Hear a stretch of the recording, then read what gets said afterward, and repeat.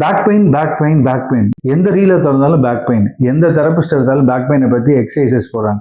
But back pain வந்து 5 வகையாக நாங்கள் பிரிப்போம். ஸோ அது என்னன்னு பார்க்கலாமா? ஃபர்ஸ்ட் பார்த்தீங்கன்னா ஃப்ளெக்ஸர் டாமினன்ட் பேக் பெயின் சொல்லுவோம்.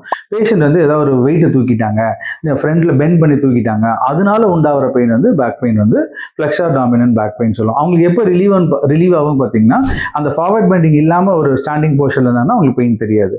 செகண்ட் பார்த்தீங்கன்னா எக்ஸ்டென்சர் டாமினன்ட் பேக் பெயின் சொல்லுவோம்.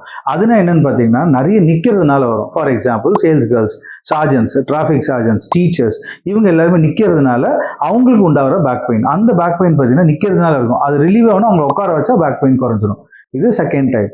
தேர்ட் டைப் பார்த்தீங்கன்னா நியூரோஜெனிக் பேக் பெயின் சொல்லுவோம். நியூரோஜெனிக் பேக் பெயின்னா பேஷண்ட் நடந்தாங்கன்னா போதும், நடக்க நடக்க வலி ஜாஸ்தி ஆகிட்டு இருக்கும், ஒரு மாதிரி பிடிச்சி இழுக்கும், மறுத்து போகும், குடைச்சல் வலி இருக்கும்.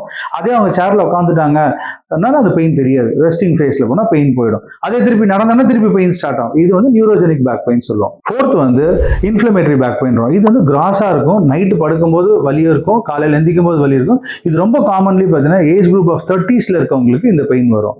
ஃபிஃப்த் இம்பார்ட்டன்ட் வந்து கிரானிக் பேக் பெயின். இது ரொம்ப காமனாக வந்து நம்மளோட அட்ரஸ் பண்ணாமல் விட்டு அந்த பெயின் ரொம்ப நாளாக பாடியில் இருக்குது. இது ரொம்ப காமனாக பார்த்தீங்கன்னா ஆங்ஸைட்டி, டிப்ரெஷன் அந்த மாதிரி ஸ்டேட்டில் இருக்கவங்களுக்கு, இந்த பெயினை அட்ரஸ் பண்ணாமல் இருக்கவங்களுக்கு இது இருக்கும். இதுதாங்க 5 வகையான பேக் பெயின். இதை தெரிஞ்சுட்டு நீங்கள் ட்ரீட்மெண்ட் பண்ணுங்கள், எஃபெக்டிவாக இருக்கும். தேங்க்யூ.